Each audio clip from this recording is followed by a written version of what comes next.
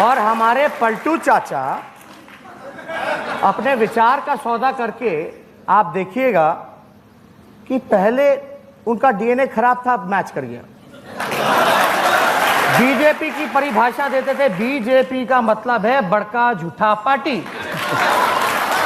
अब पता नहीं सृजन घोटाले का डर था तो पलटी मार दी।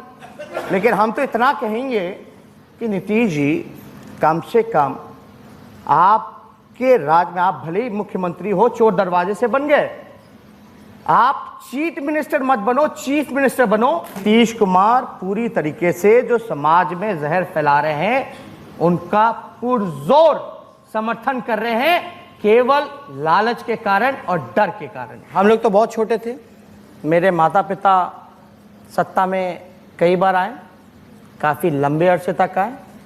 उस समय कितने नेताओं को बनाया, पलटू चाचा को भी उन्होंने नहीं बनाया। आप चाचा जी के बारे में बात करते हैं, नीतीश जी ने लालू जी को फंसाया, फिर धोखा दिया, फिर छोड़ दिया, उसके बाद फिर से हाथ भी मिला लिया। ये कैसे गलती करती? लालू जी का बड़ा दिल है, आप कितना भी कुछ भी बिगाड़ लीजिए, लालू जी तुरंत भूल जाते हैं और माफ कर देते हैं। वो मेरे पिता एक बात कहते हैं कि नीतीश कुमार जी के पेट में दांत है। और पहले हमने तो देखा नहीं था, लेकिन साथ में जब डिप्टी सीएम बने, अचानक से जब पलटी मार दी, हमारे पूरे परिवार पे केस मुकदमा किया। मेरे पे मुकदमा है, लगभग ईडी, सीबीआई, इनकम टैक्स, सारे केसेस हैं मेरे ऊपर। मेरे भाई पे है, मेरी माँ पे है, मेरी 7 बहन है, 7 बहन पे है, 7 बहनों की शादी हो गई, 7 जीजा जी पे है, जितने सिस्टर्स के इन लॉज हैं यानी 14, 7 into 2 14, उन सब पे मुकदमा। लालू जी के यानी समधन समधी, उनके रिश्तेदारों पे भी मुकदमा। तो असल में आजकल ट्रेंड चला कि बीजेपी में आप चले जाइएगा तो आपका पाप धुल जाएगा, राजा हरिश्चंद्र बन जाओगे। तो चाचा ने जो पलटी मारी वो आज वहां पाप धुलवाने का काम कर रहे, सृजन घोटाले का, मुजफ्फरपुर बालिका गृह का।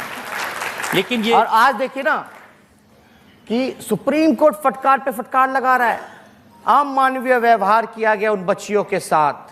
सीबीआई के पहले इंटरिम डायरेक्टर होंगे देश के इतिहास में जिनको एक क्लासरूम में जैसे बच्चों को पनिशमेंट दिया जाता है, वैसे उस समय के इंटरिम डायरेक्टर जो थे उनको पनिशमेंट दिया गया था। क्यों दिया गया था?